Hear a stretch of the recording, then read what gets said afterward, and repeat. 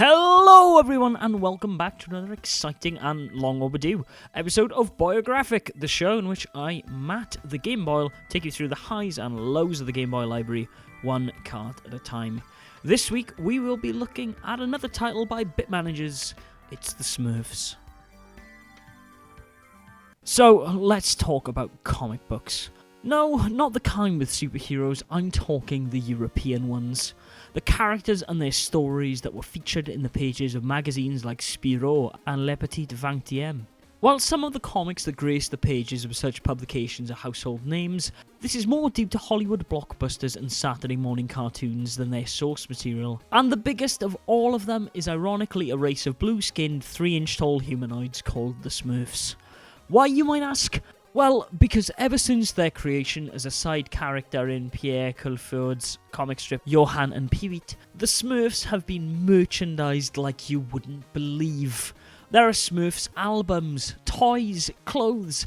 If you can think of it, Smurfin exists. So it was only natural that the Spanish studio Bit Managers would make a game based on the popular license, as, well, most of their games for the Game Boy are based around Franco-Belgian licenses.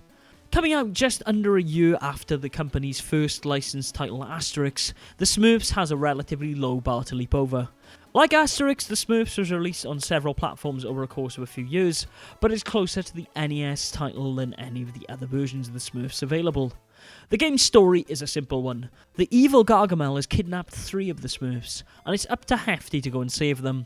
Why Hefty? Well, because as his name suggests, he's the strongest Smurf. Hefty must battle his way through 13 arcs to save Brainy, Jokey and Smurfette from becoming Gargamel's lunch, and, well, it's pretty fun doing so. Taking Asterix as a benchmark for the Smurfs, Bit Managers improved a lot of their earlier games' flaws to make a game that is, for the most part, more enjoyable than the first foray into Franco-Belgian funny pages.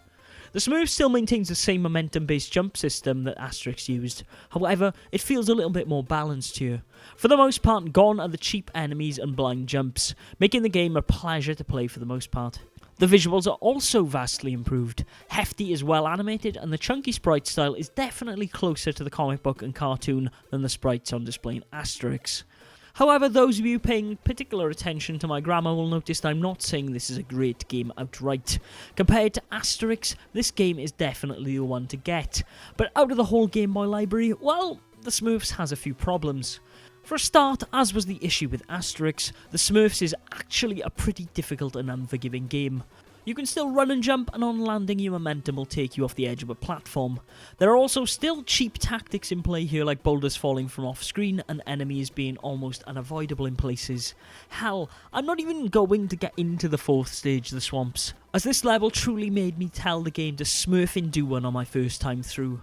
It involves jumping on vines, which are slightly larger hitboxes than they should, meaning you could be aiming for a timed froggy platform, only to hit a vine mid-jump, removing all your character's momentum, and more often than not, meaning instant death, as you're still holding down the D-pad to aim the jump. It's such a shite stage! However, despite some faux pas in the design of them, there is a lot of variety in the levels here, as the Smurfs sees players alternate from platforming to kart stage on a pretty regular basis, especially towards the end of the title. There's even a shoot-em-up style stage on the back of a bird, which is pretty interesting, but the highlight for me is definitely the sledding stage. Whee! As previously mentioned, beating 4 acts of the game will see you face off against one of the game's 3 bosses. The first boss is a coiling snake that needs to be killed by jumping on its head. The second is actually a huge fire-breathing dragon that you need to throw gifts at to defeat, which is what I guess people mean when they say the phrase killing with kindness. Beating these bosses will result in you receiving a password system that can be entered in the options screen in the main menu, meaning you never have to play those 4 levels again! Huzzah! See, never say Bit Managers never gave you anything, because while they're generous with their extra lives in this game, they don't seem to give away continues, so the password system here is a blessing. If you're trying to avoid getting a game over, however, the pre-mentioned generous extra lives can either be gained by collecting a Smurf icon on a level or bonus stage, or by amassing 10 sarsaparilla leaves, which are plentiful on most of the stages, well, at least on easy. Other than leaves and lives, Hefty can collect raspberries to replenish his health, which maxes out at 4 hearts. There's not a lot left to say about the Smurfs. You reach the end, fight a pretty anticlimactic fight with Gargamel, save Smurfette, and the credits roll. After this is done, you unlock a practice mode until you turn off the Game Boy, which is a nice feature, but is rendered completely useless at the end of the game as well. You've already beaten it. As fun as practicing levels on the game's highest difficulty potentially is in the Smurfs, I'm actually pretty sure that attempting the swamp on the hardest difficulty is something I wouldn't even do at gunpoint. What would of course been preferable was a sound test mode, as once again Alberto Jose Gonzalez is on top form here. His score is really the main reason to play this game, though it's an unfortunate fact of life that the Smurfs levels are timed, meaning you can't listen to the amazing volcano music as well. See for yourself. All in all, the Smurfs is a pretty average game, though from a historical perspective, it's interesting to see how bit managers evolve between this and Asterix. The levels vary in length as well as in tedium, while boss fights are really nothing original.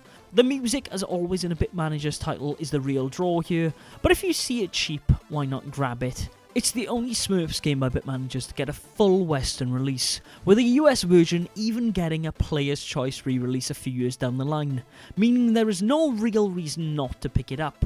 However, it is not the last we'll see of the Smurfs on the Game Boy, as Bits actually developed another 2 titles for the handheld market. How do they compare? Well, you can find out soon enough on a feature episode of Boyographic. And that brings us to the end of another episode of Boyographic, ladies and gentlemen. I hope you've enjoyed. First of all, I would like to say a massive apology, as I would have liked to have done a little bit more with Japanuary. However, my time schedule really wouldn't allow for any more videos, which is a massive shame, and I admit I could have probably got another video out in the last week of January. However, my HDMI boy arrived, and so I wanted to do videos with that, and I needed to get a hard drive, and there was a load of faff to get the technology up and running again.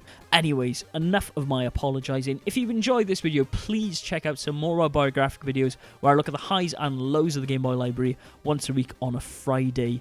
You can also check out some Boy Curious videos, in which I look at bootlegs and oddities for the system. Fortunately, thanks to the HDMI boy, I'll hopefully be doing another one of those I've wanted to do for a long time next week.